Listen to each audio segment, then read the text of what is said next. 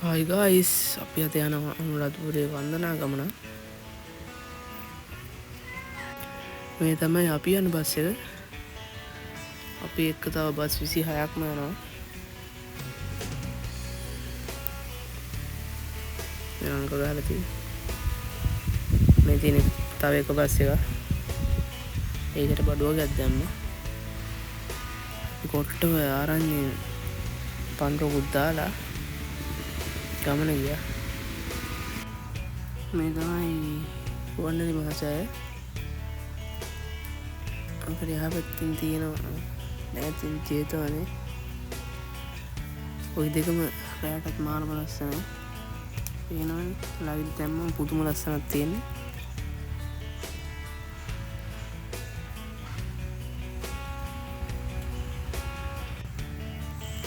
මේ තියෙන්නේ බස් 27ම වන්නලි මහසෑය පාකින් එකේ ගහලා තියෙන්නේ.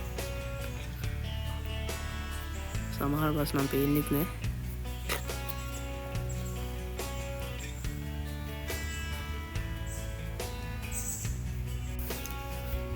මටත් ඉතින් නිකන් ඉන්න බැරි නිසා මම ගියා වටයක් ගහලා දෙන්න.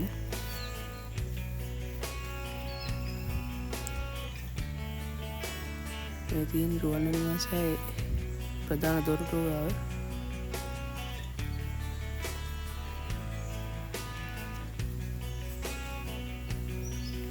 ඉතින් ඉදිය කට්ටියට ඉගෙනගම් කුම්බස් 27 කරන යන්නේ.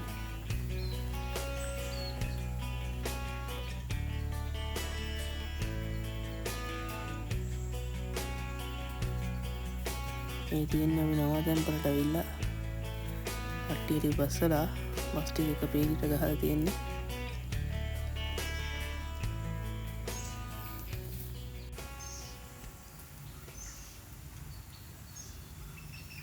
මහර වැඩේ කියන්නේ උදේ මම නේ ඉරින්දි බස් ටික තේරම ගිහිල්ලා කරන්න කිසිම දෙයක් නැහැ. පයින් තනියම ගියා වන්නලි මහසෑයට. හැබැයි ඒකත් මාර මාතල් පට්ට විව් එකක් තියෙන යන පාර දෙපැත්තේ.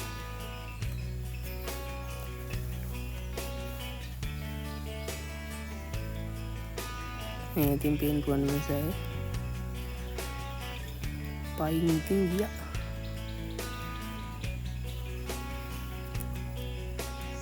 මෙතන මේ පාර දෙපැත්තේ තියෙනවා වැව් දෙකක්. පොඩි වැව් දෙකක් තියෙන්නේ. මාරම ලස්සනක් තියෙන්නේ.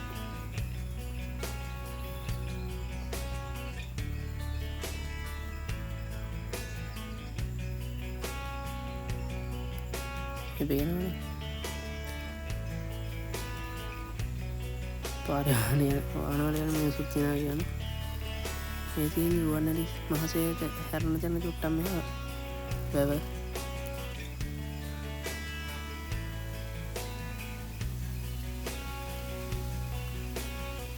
ඒ වැවේ නම දන්න කෙනෙක් ඉන්නවනම් කමෙන්ට් එකක් දාගෙන යන්න.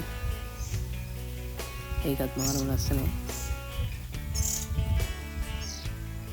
උදේ පාන්දර මාළු අල්ලන්න කොහෙද ගියේ එක්කෙනෙක් හරියටම දන්නේ නැහැ.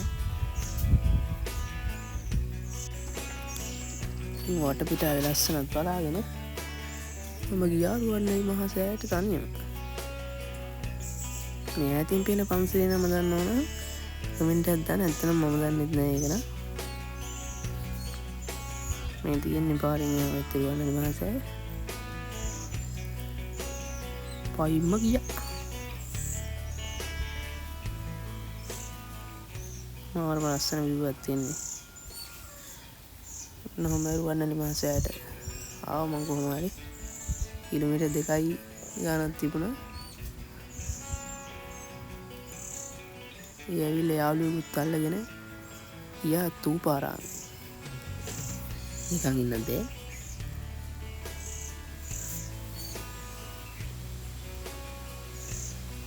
ඊළඟ අදට ගිහින් එන්නම්. ෆලෝ කරලා තියාගන්න. බයි.